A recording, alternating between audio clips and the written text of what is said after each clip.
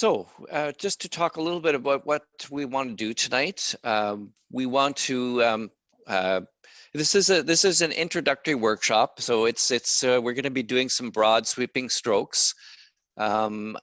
We assume that most of you or almost all of you are new to the role of MnP, and so we're not going to be getting down to the details. We will be offering further webinars in the future on more specific topics, but this is an introductory course for you tonight. And so first thing we want to do is just review and explore the basic responsibilities of an MnP committee. Some of you know what you're getting into. Before you said yes, you read the handbook from cover to cover, you thought about what you were being asked to do, and then you agreed.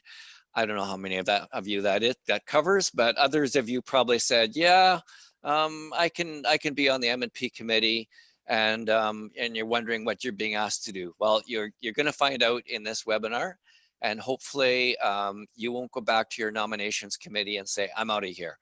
So we're just going to review some of the basic responsibilities. We also want to talk about your role as an MnP committee. So that's a little bit of a step back in terms of not just what you do, but what your role is. What's the bigger picture of your work? I guess another way to put it is it's important to know not just what you do, but why and how you're doing it. And so what's the hat you're wearing when you're doing MnP work? Are you a supervisor? Are you a consultant? Are you a counselor? Are you an advisor? Maybe it's more than one hat you'll be wearing. So we'll talk about that role. And then lastly, just to provide you with some basic tools for doing your MnP work. You don't need to be doing this without some tools for the job. I've got a little building project on the go right now, and I bought a compressor and a nailer for doing the trim. And boy, do I love that tool. It's perfect for what I need. And we want to provide you with some tools so that your job will be easier as well. And so that's basically the three things that we hope we can cover tonight. Good. And just so you know, we're recording this, and so we'll have a recording ready for you if you need it. We'll be sending all that out to you later. Okay, Dale. So we're going to do some responsibilities. So Dale, you go ahead here. Yeah. So first of all, just looking at some of your responsibilities as a committee, consultation and support for staff. So if you think about your own current workplace, or if not your current one, perhaps a past one, who would you go to if you have an issue that you need problem solving, or you have a question about what's being asked of you? Probably your supervisor or maybe a colleague. Now, a lot of church employees don't have an in-house supervisor. And a lot of employees in churches don't have colleagues in the workplace either. A lot of them work alone. And so that role for you as an MnP committee to be a source of consultation and support for your employees is really key.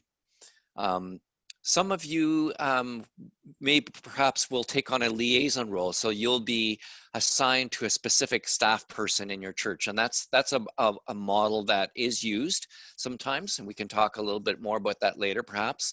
But that role would be not as an advocate for your employee, but as a conduit for communication. Okay, so so that your staff know who can I go to when I have an issue. Do I go to the whole committee? Do I go to a member? And so that role of consultation and support is key. The relationship of staff to each other and the congregation. So I want you to tell me if you think this is true or false. It's really great being an employee in the church because you can get direction and feedback from everybody in the congregation. That's not true, is it? That's in fact a danger in the congregation in a church workplace. Is that a lot of times the whole congregation feels that they have a say in how their employees are directed or managed, and of course we don't want that. That's the role of the MnP committee, and so that that role of managing staff and being the go-between between the congregation and the staff. That's your job. You do not want your staff, or you don't want your congregants directing your staff in any way. And if you make it clear to your congregation that that's your role, then they know who to go to and not directly to the staff. Working conditions and compensation. So setting hours of work. Does your church secretary work 9 to 3, 9 to 5, 3 days a week, 4 days a week? How much do your staff get paid? Do you have a compensation policy to make sure that it's a consistent compensation policy? Do you have a sick leave policy, implementing sick leave? Those sorts of things, holidays, those sorts of things are the responsibility of an MnP committee, the working conditions that your staff have within the church. Next, making recommendations to your governing body, so your board or your council. Let me give you a quick little scenario.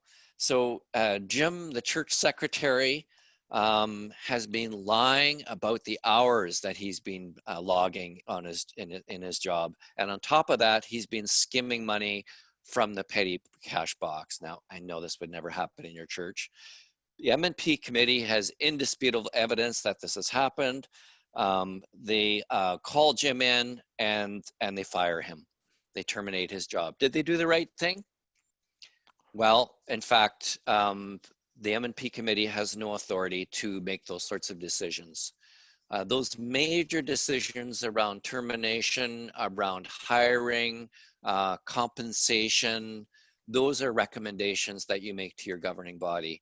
So the MnP does not have the authority to do that. You're recommending a committee on those sorts of major decisions to your governing body. Position descriptions. So every staff person, from your minister to your custodian to everybody, your music director, whoever you have on staff, part-time, full-time, contract workers, they all need to have position descriptions. And that's your job as an MnP committee, to make sure that they have a position description, that they know what's in there, and that that position description is updated and appropriate for the work that they're being asked to do. We have templates on our website. If you have staff and you discover that they don't have position descriptions, not too late to do it, but that's a significant responsibility for you as a committee. Next, performance reviews. So this is something that we find often gets skipped in church environments. And that's not a good thing, because you want to be giving feedback to your staff on a regular basis, and at a very minimum, and more than that, but a very minimum, to sit down once a year and do an annual performance appraisal. And so we ask you that you make sure that happens with your minister.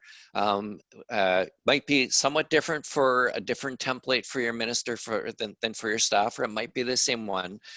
Again, on our website, on the Shining Waters website, we have a process for ministry personnel that you can use, and we also have templates for lay employees. So that's an important function for you as MnP committees, is to do those performance reviews of all your staff. Next, continuing education. So every ministry personnel, whether they're part-time or full-time, is entitled to some continuing education time and funds. For a full-time minister, that's 3 weeks. And I think it's around $1,382. Do I have that right, Todd? Pretty close, I think. You're pretty close. Yeah, somewhere around $1,400 for a full-time minister, and it's prorated for a part-time minister. So if they're half-time, they get half of that, and half the number of days. Okay, so make sure that your minister takes their continuing education. It's there for a purpose. It's so that they can develop professionally. It's so that they can do the sort of learning that's appropriate to their function as minister for your community of faith. And and you need to be on top of that to make sure that they're taking it and to be in consultation with them in terms of what are they going to do with that Con Ed time. It's not vacation, it's for learning, and the funds are for courses, books, that sort of thing. That's your role as an MnP committee. And then lastly, monitoring close contact with the pastoral relations committee. I don't quite know what to say about this one, Todd. It's us. it's really Todd and us. myself. That's what this is about. And so, as Todd said, if you're located north of the 407, stay in touch with Todd. Questions go to him, concerns, and if you're south of the 407, that comes to myself. So that's a quick overview of some of your major responsibilities. And again, if you have questions, please throw them in the chat box, and we'll get to them. We'll get the answers back to you after the webinar. All right. Thanks, Dale. Hey, folks, it's time for MnP Trivia. And so Dale just went through the responsibilities. Now we're going to just have a little bit of fun and focus on some best practices. And there are many more best practices in the MnP committee handbook called Policy, Procedures, and Practices. There's many more. We're just going to jump in on a few here. So, and Dale has thrown up a poll. So the first question is, who can be a member of the MnP committee? And you can go ahead and vote for your favorite. So church members, representative of the pastoral charge, family member, the minister, chairperson of the board, part-time church staff, or all of the above. What's the right answer? And the responses are pouring in, Todd. They are pouring in. It doesn't seem to be a lot of doubt about this one, Dale. No, there doesn't. No, I think we can probably close this question, even though maybe not everyone has voted yet. Yes, you're exactly right, folks. And one person said all the above. Well, it's really the first one there. Church members, representative of the pastoral charge, family members, the minister, chairperson of the board, part-time staff, any kind of staff are not to be on the MnP committee. And so if you are aware of somebody that's on your MnP committee that's any of those people below, well, just have a conversation and ease them off your MnP committee because they are in conflict of interest. All right, Dale, let's go on to the next one. Okay. Are you having trouble?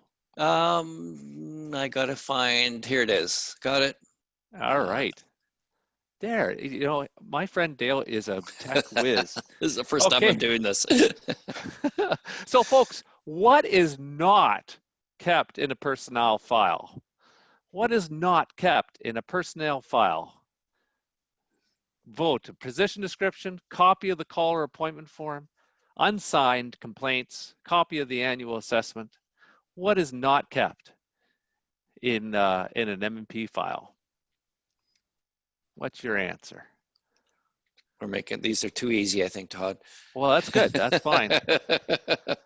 We're pretty simple people ourselves, so you know, that's no problem. Okay, I think we've got some consensus going here that yes, unsigned complaints do not belong in an employee or a minister's file. Why? Because any complaint or a concern needs to have a name connected. Now you keep the concern confidential, but we do not take unsigned complaints. You just don't consider them as an MnP committee. They're out of order. All right, Dale, what's the next one? Okay, how often should an MnP committee meet? Oh, I think we're going to get some different answers on this one, Dale. So we have at least monthly, at least weekly, at least quarterly. It all depends. What is your answer? We're getting up there. It seems that there's a horse race between it all depends and at least quarterly. But I think I think we pretty much got everybody. Yes, folks, it is, well, the answer in the handbook is at least quarterly. But I like the answer, it all depends. It really depends on your context. If you're an East End United Church that's represented here with many, well over 15 to 20 staff, your MnP committee might be meeting more often. So it all depends. And if you're a small rural church with your only employee as the minister, well, quarterly might just do it. So it really all depends. But the answer according to the handbook is at least quarterly. So if you said at least quarterly, congratulations. All right, what's the next one, Dale? True or false, folks? The main purpose of the MnP committee is conversation, consultation, and supervision. True or false?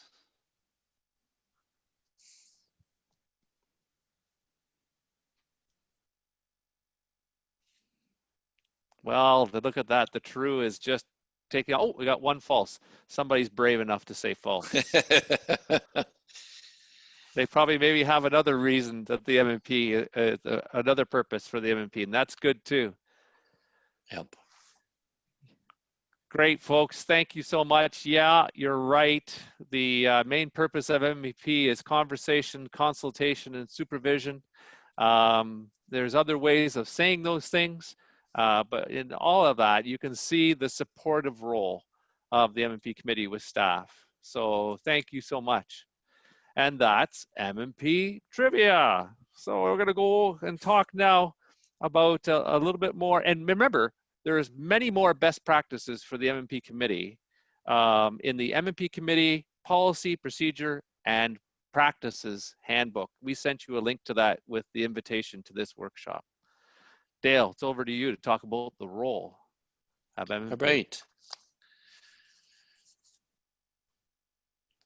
So is this, sorry, this is our breakout rooms, Todd? Question? Yeah, so this is your breakout room. And so I'm just gonna, if you could take the poll off, I still have the poll in the middle of my screen. So folks, if you still have, I have taken it off. If you still have the poll on your screen, just click the X in the top right-hand corner and that will get rid of it. I'm not able to actually clear your screens. It's a funny feature of Zoom. But if you've got that poll still up on your screen, just click the X top right-hand corner. Did that work for you, Todd? Yes, it did. Okay, good. On the poll, not on the whole screen, folks, just on the poll. Yeah, just on the poll. Good. So we want to put you into breakout rooms now, and what we want you to talk about is how is the church as a workplace different from other workplaces. So think about your own workplace. Think about workplaces you've been in. Think about, try and imagine the church as a workplace from the point of view of your employees.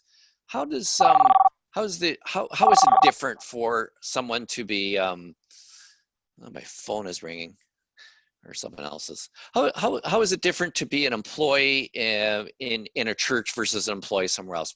How does the employer and the employee relationship differ between the church and other workplaces? So think about that for a second, and we're going to put you into groups of 3 or 4. Don't spend too much time getting to know each other. Jump straight to the question. We'll give you just a few minutes to talk about how the church is different as a workplace from other workplaces. So I'm just going to hit the button here in a second. You have 5 minutes, folks. 5 minutes in that breakout room. So get right to the question. Okay, and so I'm going to hit the create rooms. You're going to get a message on your screen that says accept to go into breakout rooms. Please say yes, and you'll be put into groups of 3 to 4, and we'll call you back in about 5 minutes. Okay, off you go.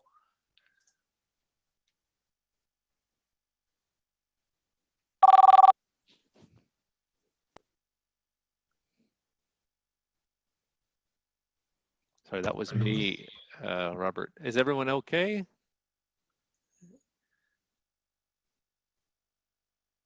They're getting there. Okay. You want to just stop share screen so I can see the, Sure. thank you. Welcome. So we got a few people who haven't gone in. Patricia, Kevin, Karen, Margaret Hamilton. I'm just gonna unmute folks for a second. Did people not get to their rooms? Patricia, Karen, Kevin, Margaret, Linda. Okay, some off they're going.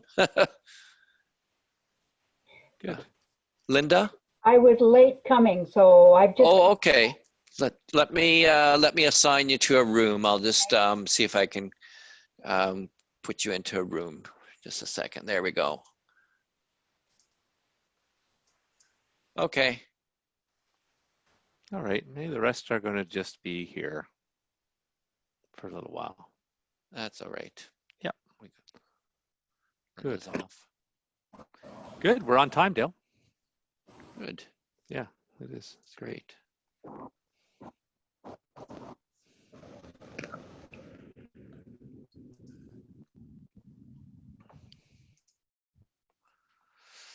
All right.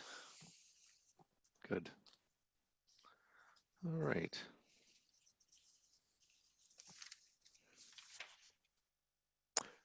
There was a question in the chat box. I'm just gonna, can members of the same family or be married be a MnP committee together? That's not a problem. There's no conflict of interest there, I don't think. There isn't. I think it's kind of discouraged. I mean, I don't think it's the best practice to have a couple people from the same family on an MnP committee. There's nothing that prohibits it in our polity. But if I get asked the question, I generally say, you know what?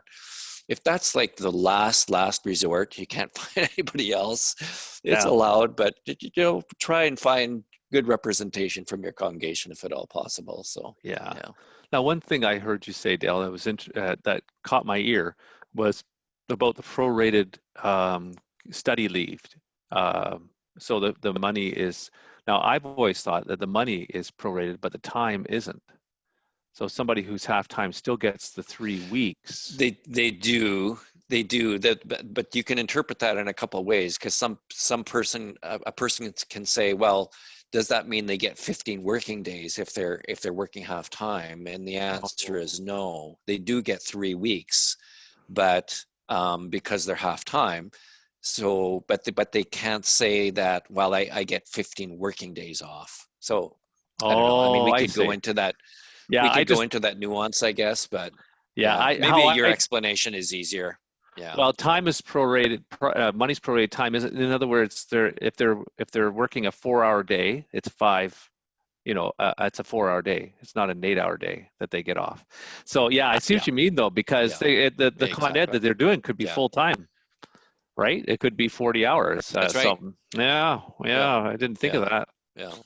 Yeah, it's a hard one. I say time, and they're paid half-time for those 3 weeks. Yeah, that's all. No matter how many hours they're working away. Yeah. Yeah, I need to give a 1-minute warning. Yeah, and we have time to do the dual relationship conversation, Dale. So but we're going to get into the chat box, and I think we should. Do you want me to do color? Sure. Do you want to do the color commentary on the chat box, or do you want me? I can do that. Sure. Okay. Yeah. But we won't take a lot of time. Well, we're not going to take a lot of time. You have 10 minutes. Oh, we still have 10 minutes. You have 10 for this minutes, part. You have 10 minutes to take up what were some of the differences. Yeah. Okay, great. Good. Now we don't have to take all that time when we can put it on some, because we're going to have other. Okay. We're going to need it. So yeah, just play it. If you don't need the time, then that's great. Okay, sounds good. Well, they've been out about 3 minutes. Have they been out? Yeah, they got 1 minute now. Okay, then I'm gonna close all the rooms, and that'll give them. They'll start popping in. 60 seconds. They'll start popping in, and after a minute, they all come back, no matter what. Yeah.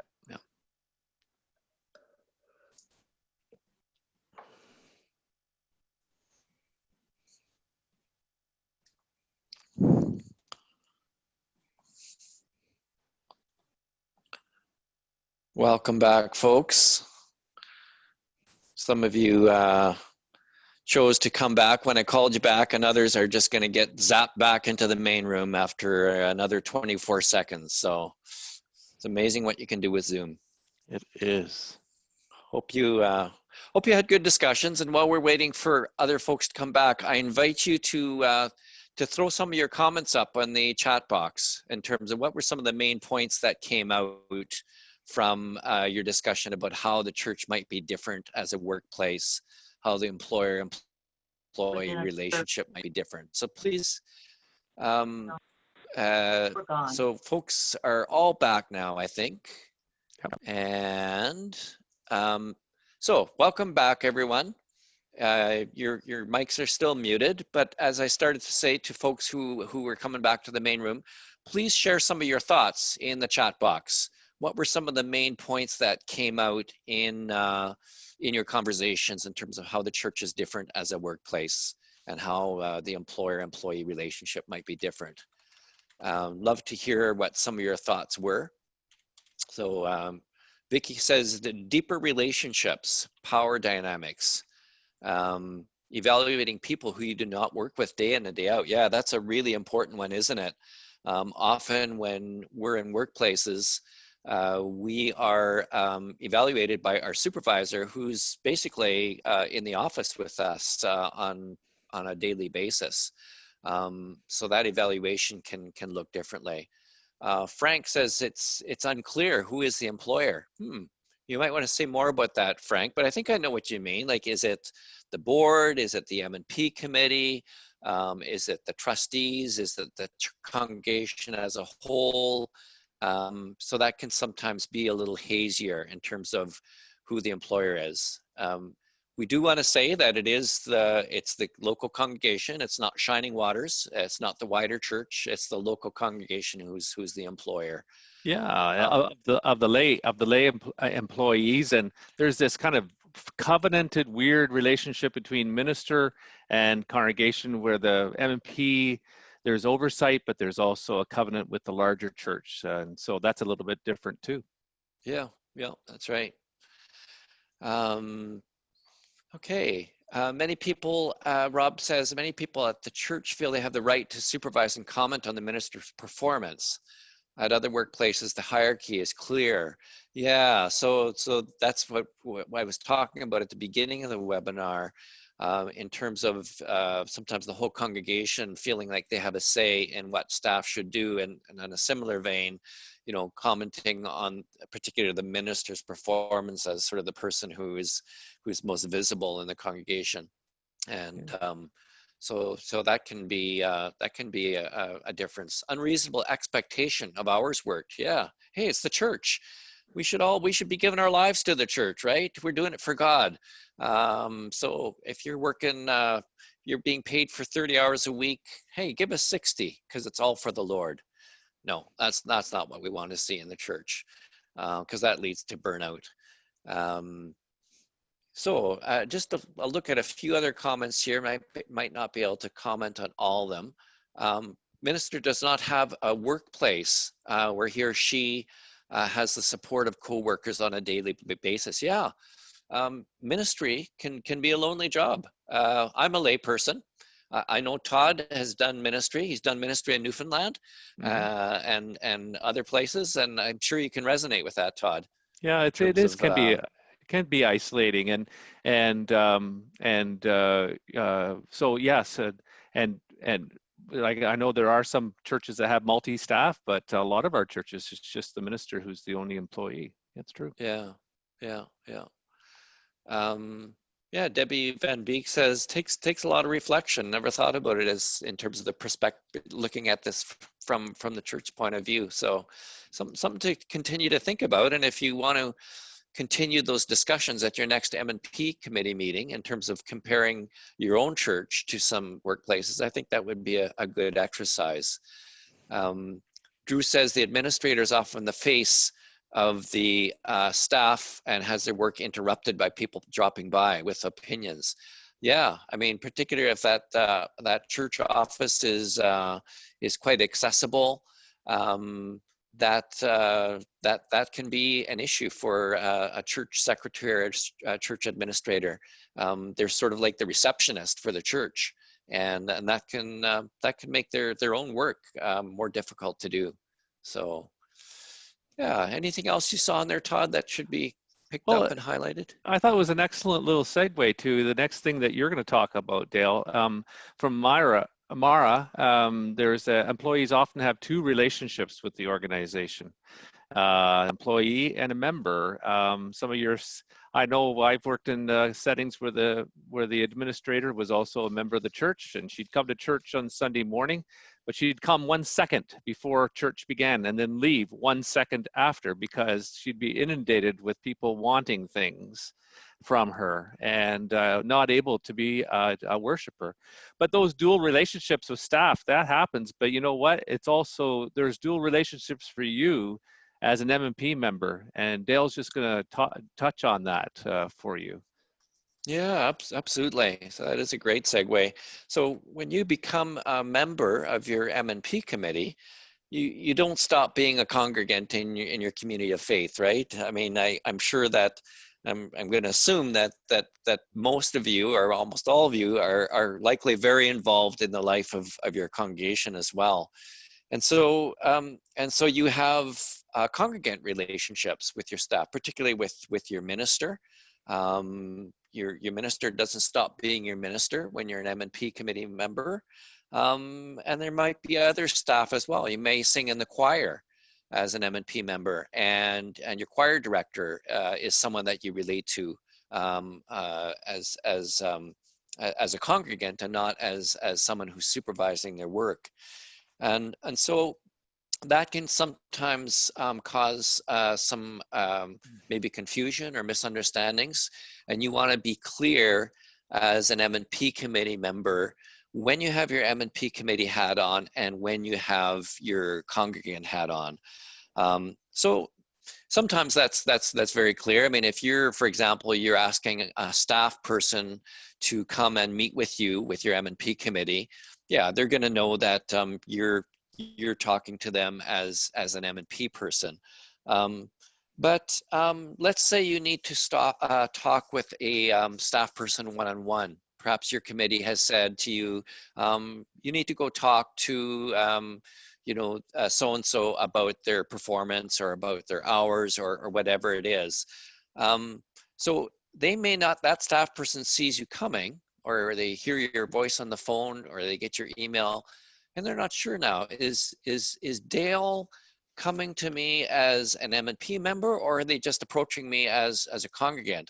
And so if there's any doubt, start your conversation, start your email, start your telephone conversation by saying, hey, it's Dale, and I'm writing to you, I'm calling to you, I've come to talk to you as a member of the MnP committee. So put that hat on really squarely, so they know what that role is. And conversely, you don't want the opposite to happen either. So let's say you've just done the performance appraisal of your minister in your church, and the next day you call your minister because you want to alert him or her to a pastoral care need. It might be of yourself, of your partner, of someone else. If you don't tell the minister, hey, I'm calling you as a congregant, not as an MnP member, they may say, oh, okay, well, Dale just did my performance appraisal yesterday, and now he's calling me about pastoral care. I wonder if he's sending me a message that I'm not doing my job in pastoral care. Okay, so you can avoid that confusion by always being really clear about how you're approaching your staff. I'm approaching you as an MnP member. It's Dale. I'm approaching you as a congregant. This has nothing to do with MnP. So you're gonna wear those two hats, and that's just the reality, because you don't stop being a congregant, but at times you got to put on that MnP hat. And so as the slide shows here, that can be a bit of a tightrope walk sometimes. And so the clearer you can be, the less confusion you're gonna create. Todd, did you want to add anything to that? No, I think that's excellent. What hat am I wearing? What hat are you wearing when you approach a staff? It's really important. Just be really clear right up front. Okay, well, thanks, Dale, for that. That's a lot of information. And oh, sorry. Just one thing to add to that. A lot of you will be new. You've maybe been in the role for a couple of weeks, month, maybe a couple of months. Does your congregation know that you're on the MnP committee? And that's really important. So you're wearing that hat. Hopefully your employees know, but everybody in the church should know that you're on the MnP committee. So if that hasn't been announced to your congregation, or maybe even to your employees, make sure they know who is the current, who's current on the MnP committee. Yeah.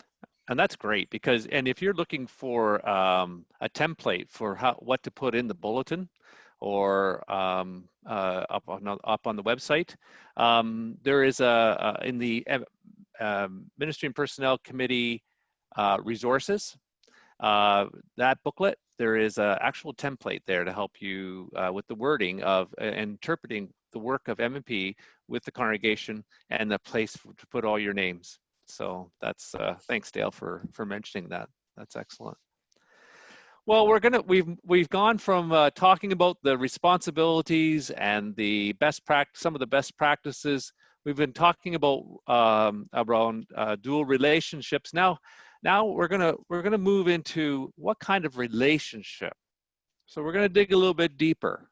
What kind of relationship do you want with your staff? And what is the nature of your relationship? And we thought, and we talked about your role as conversation, consultation, and supervision. And but we thought we would turn it around and we would ask ministers. We'd say, hey, minister, what kind of relationship do you want with your MnP committee? And so we filmed them talking. And so I'm just going to stop this sharing, and I'm going to bring up a video for you to watch. This is going to take some magic. Make sure you tick the box, Todd, share computer audio. Dale, you are so right. Thank you so much. And here we go.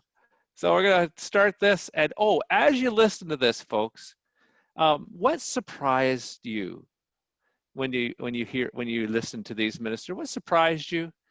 And what was new for you? So what surprised you? What was new? And here we go. I would say that two things are kind of crucial. One is that the committee comes with questions more than with statements. Questions like, what is it that the work that you're doing, how is that rooted in your values or in your vision and your understanding of what ministry is? What's behind doing it this way as opposed to maybe doing it that way? And how can we help to interpret that so that people understand better what's behind the some of the obvious things that behaviors that you're manifesting for the congregation? The other question I think that's really important is, and how is this all connected to the mission statement of the congregation? So this is the mission statement, presumably is the vision statement that the congregation has created.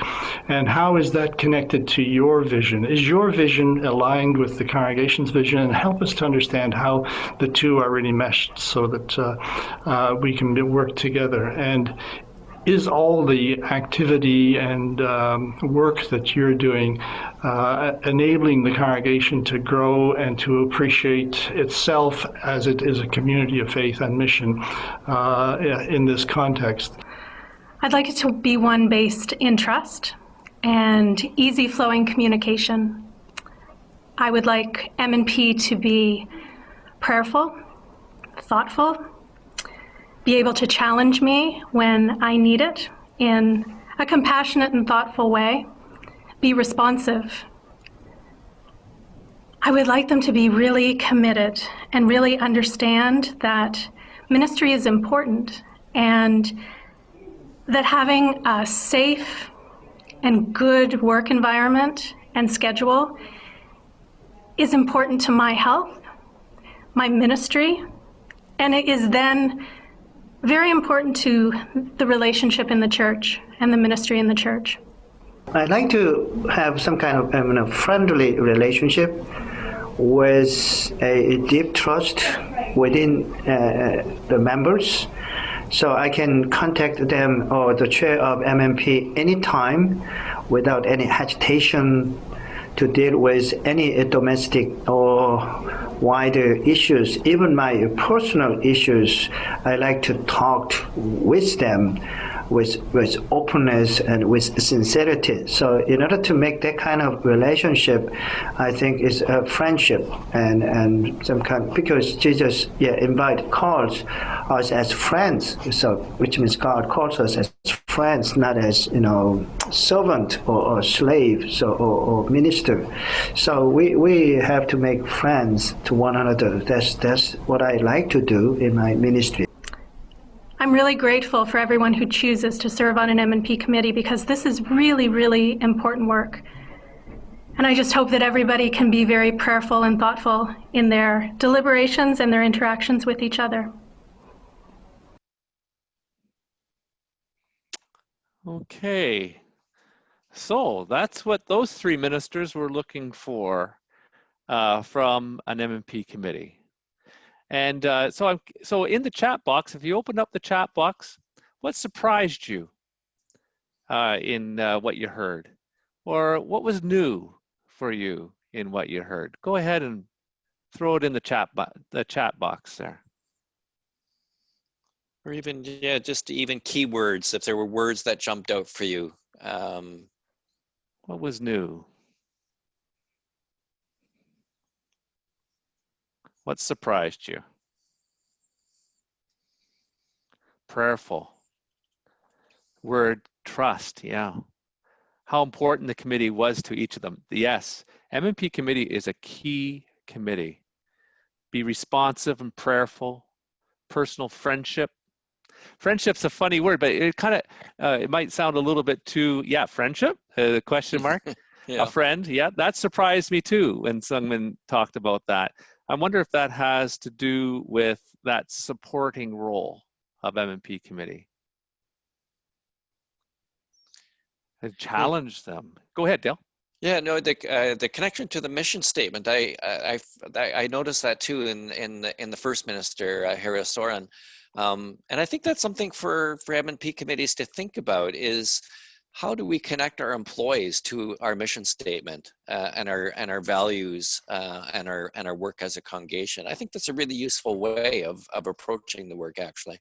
Yeah, that's right. To bring that living faith story, if you've developed one for your congregation, and bring that and say, hey, yeah, we're looking at what you're doing in light of this, and this is really helpful. Thank you. Yeah, so that challenging. Yes, and I thought it was new, support them for domestic personal issues. You may hear some personal issues come up, especially if it's affecting that minister's or that lay employee's work. They may need to tell you about something that's going on in their own life and make some accommodation for them. Yeah, so that sharing personal information, so important around around confidentiality, and we're going to talk about that in a minute.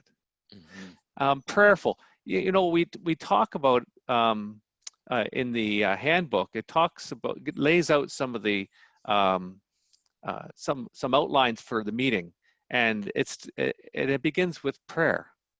To begin your time centering and in a simple prayer. It can change the whole tone of the time and remind us about who we are as we enter into this conversation. So, and that listening, yes. I thought it was really helpful. Tom says that to raise questions. Questions are absolutely key.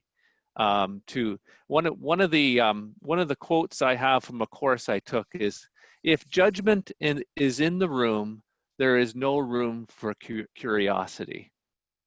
If judgment is in the room, there is no room for curiosity. And we as MnP committee members need to stay curious. Tell me why you thought that was a good thing to do. Tell us more about that. When that happened, how did you feel? Just be curious. Just ask questions and you'll get more information than you ever would if you started out with, you shouldn't have done that. That's a judgment. I think that's such a great rule, Todd, or not rule, but just wisdom in terms of being curious. I think that's a great approach to have, and we tend as people to jump to judgment really quickly. I know I do, and constantly need to remind myself that I need to be curious. Why is that employee behaving the way they are? So what's up there? You know, what's going on? Rather than wow, that employee is really doing a lousy job. Yeah. If you hear something that you disagree with, to say, well, that's not my experience, but I'm really interested in hearing more about yours. Tell me more. Yeah. Okay. So thanks, folks. I hope that was helpful to hear what ministers are looking for in an MnP committee, and I hope that might inform your relationship as you start into your work as MnP members. So Dale, you're going to talk a little bit now about how we become a trusted confidant, how we can be trusted as an MnP. And part of growing in trust is that listening and that curiosity and that openness. And trust is so important in an MnP committee. But you're going to talk a little bit more about how we maintain that trusted relationship. So go ahead, Dale. Yeah. So I'm gonna start with another poll here, and just before you jump to an answer, just think about this, because it's a little bit complex, and you will be faced with complex situations as an MnP committee. So in this scenario, and I know there's lots that could happen around this, but let's, for the sake of brevity, let's just go with what's written here. Your minister comes to you as an MnP member, and they're letting you know that they're struggling with depression. They're going to see their doctor, and they'll need some medical leave. So they come and tell you this, and they tell you that a conflict with the music director has exacerbated the problem. So that your ministers come to you with that information as an MnP member by yourself. What should you do? Should you keep the information to yourself? Should you approach the music director as soon as possible to let them know that they've made the minister depressed? Should you tell the rest of the MnP committee everything that the minister has told you? Should you only tell the MnP committee that the minister will be taking a medical leave and nothing else? Or should you ensure that the board council of the church knows of the minister's medical condition so that they can offer help? So go ahead and pop your answers in there. There may be a right answer. There may not be a right answer. We'll unpack this one a little bit. So quite a few people agree that what they would do is they would tell the rest of the MnP committee everything that the minister has told them. Okay. Some people think that the board should be informed. Yeah, it is a bit of a tricky question, isn't it, Rob? And you know what? You're going to get into some tricky situations as MnP committees. I'll tell you, human relationships are complex, and you're the go-to people here. So so I see so a lot of people have a lot of you have thought that you should tell the MnP committee everything that the minister has told you, and a lot of people have also said that the board should be informed of the minister's medical condition. Todd and I talked about this a little bit, and did we ever? And we actually would like to suggest that what you would do in this situation is you would tell the MnP committee that the minister will be taking a medical leave and nothing else. The reason for that is we have to think about privacy, and that minister who came to you did not give you permission. And if they did, that's a different thing, but they did not give you permission to go to the rest of the committee to tell them that that minister is suffering from depression. And medical and health information is private information. And the committee doesn't really need to know that what the minister's condition is, unless the minister wants that shared. That's a different story. But does the committee need to know that the minister is suffering from depression, or do they simply need to know that the minister is going to be taking a medical leave? And so it's a question of trust and confidentiality. So I mean, that minister may have come to you, and I'm just going to close this now. And again, if that's still showing up on your screen, you can hit the X on it to get rid of that poll. That minister has come to you with some very sensitive information. That was their choice. They let you know, but that minister may have clearly intended that to be for you and you only. Okay, and if that is shared, and the minister then finds out that it was shared, that could impact on the trust relationship that you have, okay? So I want to tell you that your most important currency as an MnP committee is trust. That is the #1 thing for you to build with your employees. And trust can be difficult to gain. Sometimes you get it right off the bat. You know, you may have cultivated a previous relationship and you come into a relationship with a measure of trust already. You've got some of that currency, but many times trust needs to be earned. The problem with trust is that it can be lost really quickly. And the way it can often be lost is if confidentiality is not held. And so confidentiality is really key to your work as an MnP committee. Dale, can I just say here? Yeah. Yeah, and yeah. I think it's important to differentiate that the person on that who was told that by the minister says to the MnP committee that our minister is taking a sick leave. It's not that individual who is making that determination.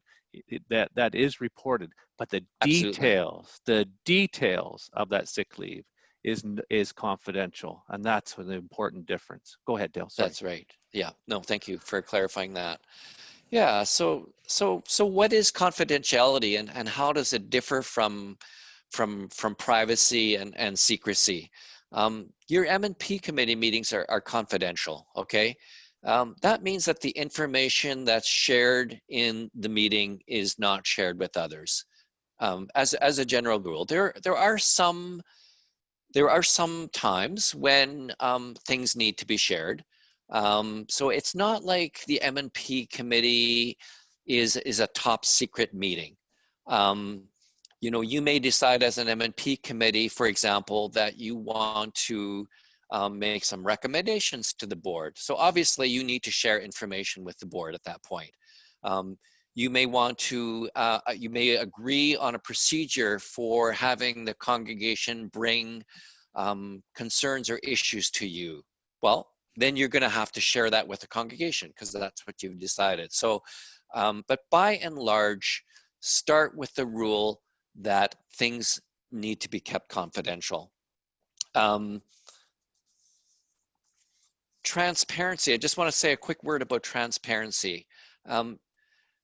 When transparency means that the MnP committee makes clear what the methods and the procedures are for how you do your work and how you manage your employees. So let's say you have 2 custodians in your workplace, and you ask your you ask your new custodian to track their hours, okay? Because you want to use that as a tool for them to manage their time, and you feel like you need to kind of do a bit of monitoring. But you don't ask your other custodian to track their hours. Those 2 custodians are going to be talking to each other. And the one custodian is going to find out, hey, my colleague here doesn't have to track their hours. I wonder why I have to track my hours.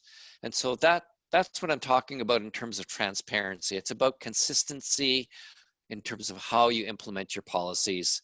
And that's really important. Secrecy is information that's withheld for the purposes of power. And we do that sometimes as people, is because information is power. And so when we hold information that should be shared with other people, that's secrecy, okay? And so I think the question you always need to ask yourself as an MnP committee is, who needs to know this information? So you've got some information. So you ask, who needs to know it? And if you're not sure about how to answer that, ask another question. Why would they need this information? Okay, so maybe someone says, you know what, I think we need to tell the board about this. And you may want to have a discussion about that. And one way to unpack that discussion is to ask, why would the board need this information? Or why would this particular employee need to know this information? Why does the congregation need this information? Okay, so so those are two key questions to ask yourself. Who needs this information, and why do they need the information? But I want to tell you that confidentiality is absolutely critical to building trusting relationships with your staff. So that's sort of my little teaching moment, and I know there's lots going on in the chat box, Todd. Well, yeah, my I gosh. haven't been able to follow that. We really got people going on that example that you used, and I think that Diane's right on. I mean, we could spend a whole evening, an hour and a half, talking about this one. And if you called me up and said, you know, I have been told this, and I'm wondering how I deal with this. I think that the number one thing is the health of that minister and their healing.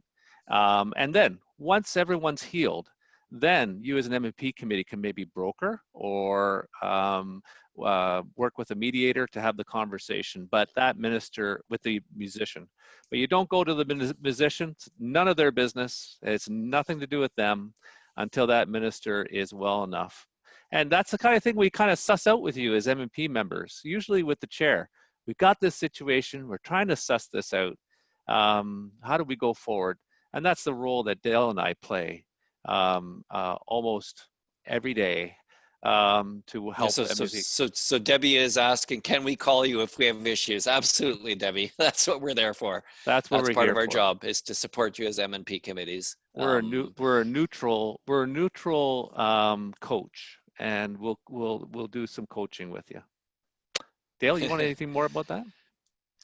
I just wanted to, there's often a question about what an MnP committee can or should share with their board or with their governing body.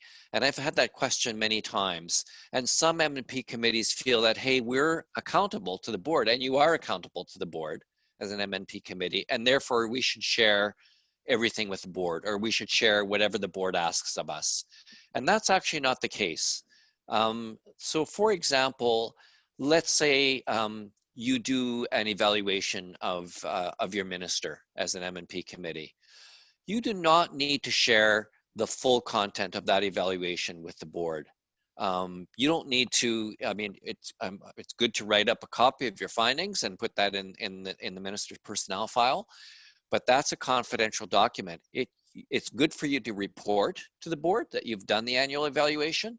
If you could provide a very brief summary to say, we've done our evaluation, you know, things are going really well. Our minister had some concerns about workload, and we're addressing that.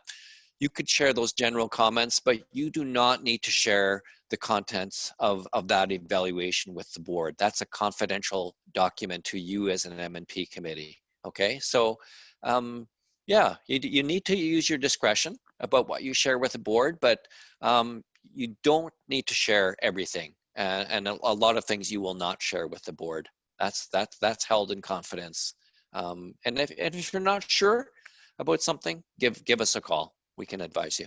Yeah, mostly it's recommendations that you're bringing the board about compensation, about when the vacations are, and any other Hirings, terminations. Yeah, those kind of things. They're the ones that make the decisions on those.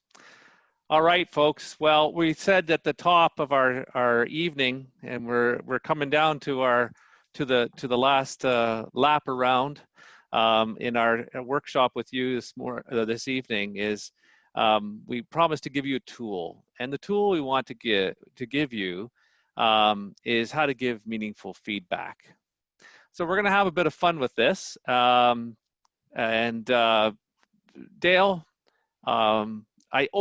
we're going to get people. I'm going to stop share, and what we're going to do is Dale and I are going to do a little skit here, and then so if you go up to the top of your screen, if you're and see speaker view, click on speaker view because you just want to see Dale and me for this one. Yeah, we want you to see us. I got it. As if you don't, I got to get my costume on here. There. So Todd is the music director at Heavenly United Church, and I'm playing the role of MnP chair, and Todd as the music director has got into a little bit of a tiff with Reverend Charity, the minister, and so I want you to see how this plays out. And take note of where you think things went right and where you think things might have gone wrong in terms of, and focus on the role of the MnP chair, and that's myself, because that's the role you're playing. So Todd's going to be the music director, and he's going to say what he's going to say, but you're in the hot seat here as MnP chair, and I'm going to be in that hot seat now. So Todd, how did you feel about the worship service yesterday? You know, Dale, we're not going to have a good worship service until Charity, Reverend Charity, lets me do my job as music director. You know, Dale, I'm getting sick and tired of constantly having to negotiate with her around decisions that are clearly mine to make. It's totally driving me nuts. Well, to tell you the truth, the MnP committee is getting very tired of this situation as well. I mean, you guys have been banging your heads together for far too long. It's wearing the whole congregation down. I mean, Todd, the church is about getting along with each other. Like, you and Charity just need to sit down like professionals and work out your differences. What?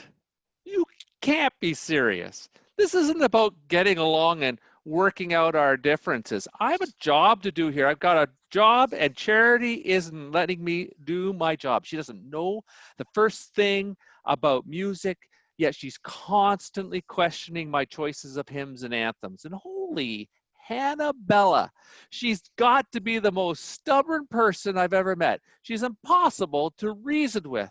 Like, for instance, Dale, 2 weeks ago when we were celebrating Peace Sunday, she wants us to sing Onward Christian Soldiers. I mean, really? Does she have any clue about what's going on? What an idiot. Well, I have to tell you that Charity told me a few days ago that you called her incompetent as a minister. I mean, quite frankly, Todd, she thinks you're sexist and that there's some gender issues going on here. What? She thinks I'm... Oh, we're going to play the gender card now, is she? What a joke. Come on, Dale, listen. You guys have got to stop playing her games. You need to confront her about the way she's doing her job. She's just dragging the whole church down. Okay, but did you call her incompetent? I don't know. Maybe I did. I don't know. She is incompetent. The point is, she's got to change her approach to worship and let me do my job. You guys have got to fix this now. Well, you know, Todd, maybe you need to think about what you need to change to make this work better. You know, this is the whole problem with this crazy bunch. Oh my gosh, nobody is willing to confront anyone. Everyone has to be so nice. Can't you see that Charity is driving everybody nuts here? And it's not just about me. I'm just trying to do my job. But you know what?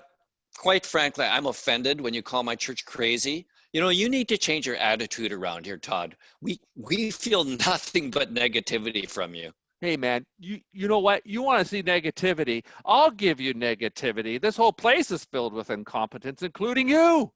You should have solved this problem ages ago. What are you waiting for? Armageddon? Listen, don't raise your voice with me. I might just arrange to have you terminated. You're not indispensable, you know. You power monger, I'm going to report you to the pastoral relations minister. You can't threaten me like that. You want to talk to my lawyer because that's who you're going to talk to next. I've had enough. You know what? This meeting is over. You know, you've got an anger management problem. Oh my gosh. Even as I do that, it frightens me. All right. How did we do? How did I do as MnP chair? Did I handle that well? Listen, folks. Yeah, so bad. Okay, so bad, Jennifer says. So bad. Bravo. So bad. Let's just talk about principles of feedback and then we'll come back. Shame on you both. Absolutely. Absolutely.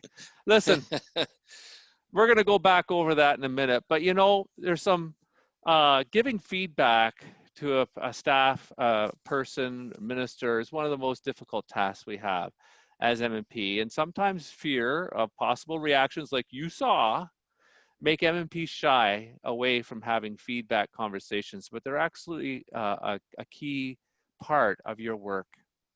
We're going to talk a little bit about just want to go through these principles for giving feedback, and we sent these to you in the email when we invited you to this workshop.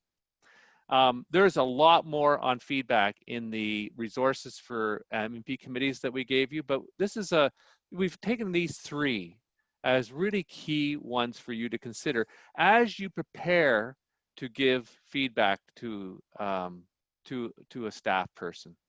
So principle number one is feedback is a regular practice, and it just doesn't happen when there's a problem. Okay, folks. So and you know what? Feedback needs to be 90% appreciative and 10% constructive feedback. So every meeting, and if you look in that resources for handbook for MnP committees, and you'll see that an outline for the meeting, every meeting starts with appreciation and what you are finding helpful that staff are doing, and that you want to tell them that positive feedback.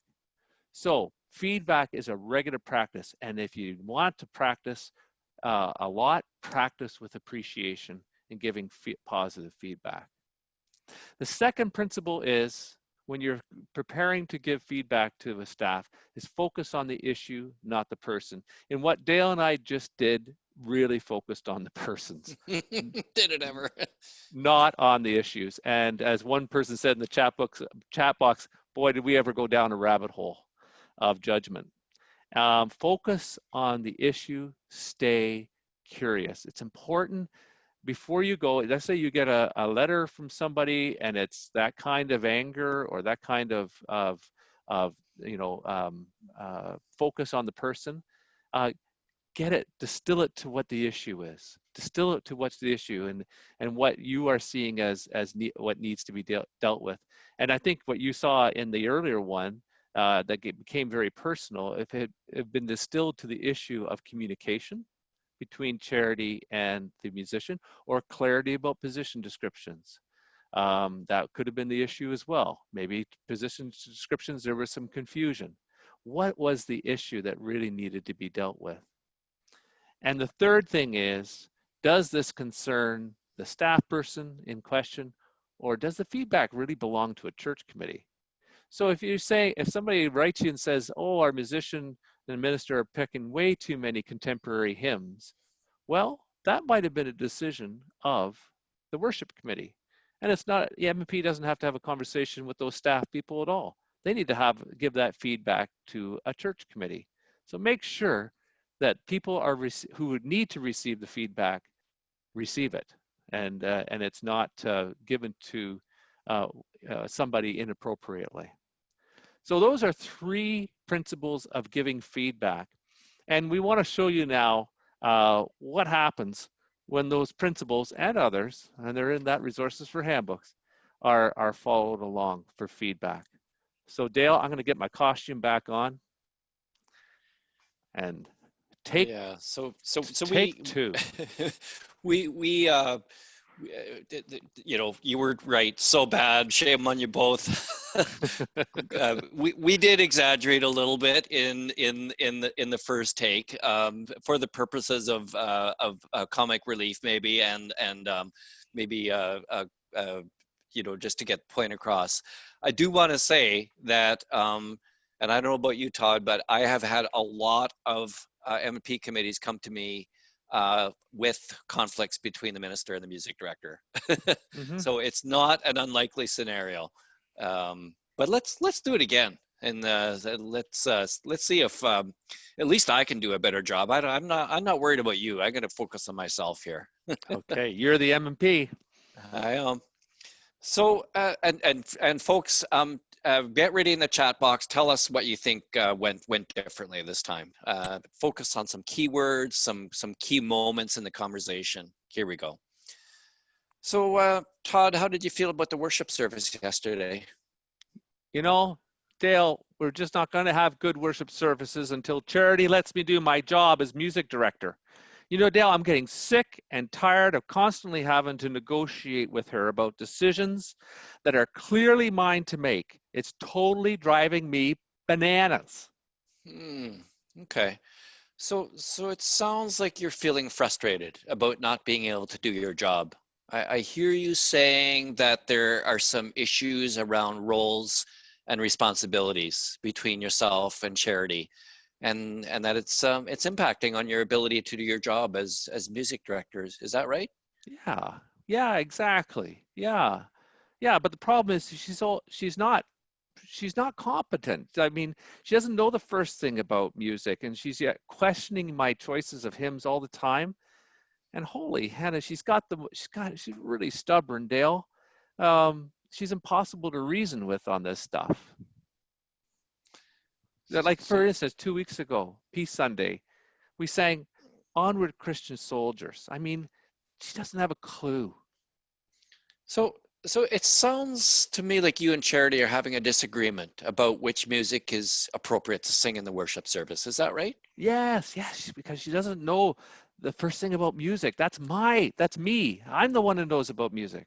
Okay, so what's really important to you is that the music that is chosen is appropriate, it's meaningful. You want people to have a good worship experience. It sounds to me like you really value the integration of music into worship, and you want to think carefully about how that music is chosen to create a great worship service. Yes. Thank you. Somebody understands, but I can't do it when the person I'm supposed to be working with and planning with tries to do my job for me. You guys, could you talk to her and tell her to stay out of my territory? Like, you just need to fix this. I'm really getting fed up. Okay, Todd. Like I do hear the frustration in your voice. Tell me a bit more. I'm curious. Like, how is this issue impacting on you? Well, it's just that when Charity insists on music that I think is inappropriate, it makes me look bad. I mean, people think I'm the one who chose that music. I didn't want to choose that music. There might be some people in the congregation who notice how old style the theology is in those songs. And I'm not an old style theology guy. I want new, fresh expressions. You know, I've had several congregants come up to me lately and complain about the hymn. So I'm the one who's taking all the blame, and it makes me look stupid. So you feel that some of the songs that Charity once sung don't reflect the theology of our church, and that as a result of that, your reputation as a professional musician is being called into question by some of our congregants. Is that right? Exactly. It's unfair to me. Well, okay. So have you had any conversation directly with Reverend Charity about this? Does she know you're upset? Well, she's quite upset that there's a point of tension between us. But when I brought it up once, she just told me that it's not her problem to work out, that it's go talk with MnP. And I thought it was kind of childish. So, but here I am. If you guys could set her straight, it'd be much appreciated. So thinking about this from Charity's point of view, have you thought about why Charity might have strong opinions about the music? To be honest, Dale, I don't really care what she thinks. She's out of her depth. Well, I think it's really important that we resolve the issue between the two of you. I mean, we really value the gifts that you bring to this congregation, Todd. It's important, but it's important that you're working as a team with Charity. So I'm going to ask you: would you be willing to sit down with Charity and a couple people from MnP to see how we can address this, and hopefully move forward in a way that is satisfactory to both you and Charity? So would you be willing to sit down with Charity and myself and a couple of other committee members? Boy, I was just wishing you'd just go to her and set her straight, but all right. Oh, brother. Well, let me think about that. Okay. Okay. All right. Here we go. Yeah. So in the chat box, let's have a look, Dale. Let's have a look what's in the chat Let's box. see what people thought. See if we got any Oscars for. Gosh, I think we did better. So- I think we did better. It went from Debbie saying "what a nightmare" to some really good good comments here. So we heard a lot of reflecting back, yeah, and clarification. So Dale was it was a lot of curiosity questions. So tell me more. Make sure the curiosity. Make sure you understand what the issue is. Rephrasing. He did a lot of rephrasing and honoring of feelings, which I really love. Yes. The issue was the focus. Do you hear Dale going back to, so what I'm hearing here, and I'm just checking this out, the issue is, and then letting him say, yes, that's it, or no, that's not it. Remaining curious, that active listening, and repeating back. Let's see, open-ended question, curiosity. Boy, when judgment's in the room, that was the first take. The second take was mainly curiosity. You heard him say at the end, some gentle, and Pam identifies this, some gentle insistence on working things through. So there was not only just listening, but also moving towards working things through, some direction towards health. So yes, that a much more constructive time of conversation and opened up some possibilities for conversation between the musician. And notice where he moved it. He didn't, triangling can happen with MnP committees when they take on what's not theirs to take on. It's that musician's work and Charity's work to do.